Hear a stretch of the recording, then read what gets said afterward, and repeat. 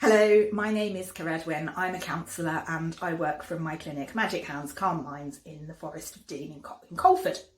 And this is one of a series of videos about some of the things that contribute to people's lack of mental well-being. So not necessarily mental health conditions, but things that cause mental unease and can lead to mental health conditions in some situations, things that people may not realise are really a thing. Today, I'm going to talk about how to stop blaming yourself. Now, there are two main reasons why people blame themselves. The first one is because they've been trained to, and the second is because they're told to. So, to be trained to be for blame, that generally happens in childhood. And it will probably be because there's something in your family situation which isn't ideal. So maybe your parents argue a lot, or maybe one of them has an addiction, or there's abuse in the household, or maybe it's just, economic problems, but the situation is not good. Now, the way small children function, they are inherently very, very self-centered. So when something is wrong in the family environment, the child's natural reaction is to blame themselves. Obviously, if I wasn't such a naughty child, Mummy and Daddy wouldn't fight so much. Now, of course, the likelihood is that they're not anything to do with you in terms of why they're fighting, but that's how you will have thought as a very small child.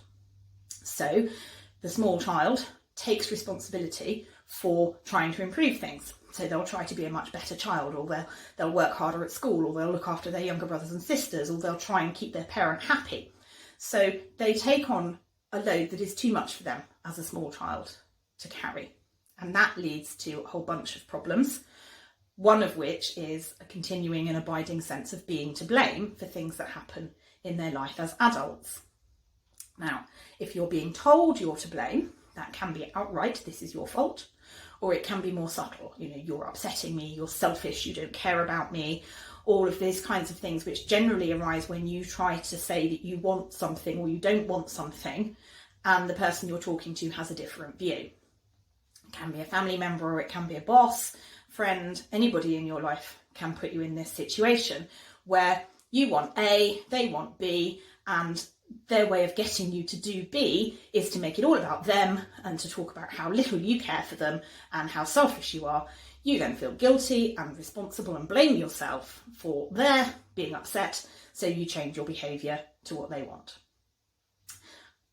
One-off occasion, you might choose to do that, that's fine.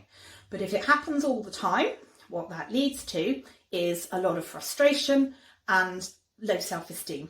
So low self-esteem is the basis for an awful lot of anxiety and depression. So if you're continually blaming yourself, that can lead to poor mental health in itself. Now, the other thing about blame is if you're taking on blame, that's a helpless position. To illustrate what I mean, when I had my first brush with depression many years ago, I thought that was to do with my work situation. So I was blaming my employer for my stress and my depression. And I went on a stress management course and they told me that actually I'm responsible for my own mental state. Now I heard that as you're to blame for your own mental state, and I was furious. How dare you say I am to blame for this situation? It is my evil employer that is doing this to me. So the blame was a very unhelpful thing for me to be feeling at that time. When I registered the difference between blame and responsibility, that changed everything. So if I am responsible for my situation, that's a position of power. I can now do something. Responsibility indicates action. So if you think about your job, you are responsible for making all of these things happen. You don't do that by sitting there and doing nothing. You do it by working or by instructing other people to work, or whatever it is that you do. So responsibility is an active state. Blame is a helpless state. I am to blame, poor me, woe, there is nothing I can do. Now, if you're in the situation where you're taking responsibility wrongly and blaming yourself for other people's emotions, you're in a lose-lose situation because you cannot affect their emotions. They are in charge of their emotions. They are responsible for the way they feel, just as you are responsible. So what's the difference between responsibility and blame in practice? They can look very, very similar.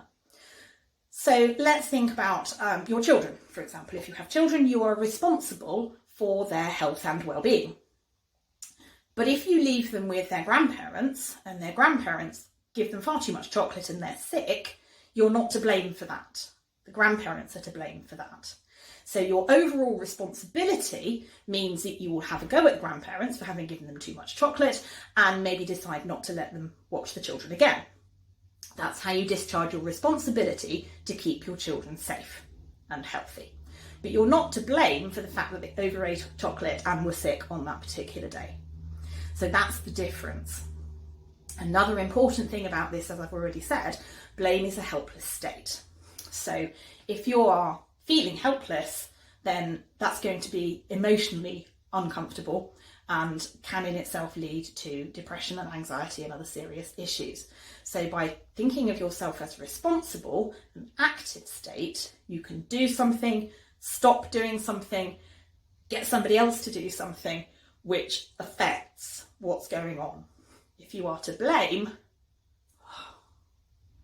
there is very little you can do.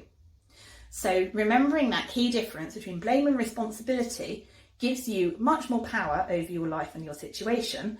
It stops you feeling as if you have to take on the way everybody else feels and leads to you generally being happier and emotionally more healthy. So that sounds like a good deal to me. So if you've enjoyed this video, I hope you will share it with your friends. Please do let me have a comment to let me know what you thought. If you're thinking, oh God, I really need some help with this blaming myself, then the details of how to get in touch with me are at the end of this video, and I would love to try and help you if you need me to. So thank you for watching, and I'll see you next time.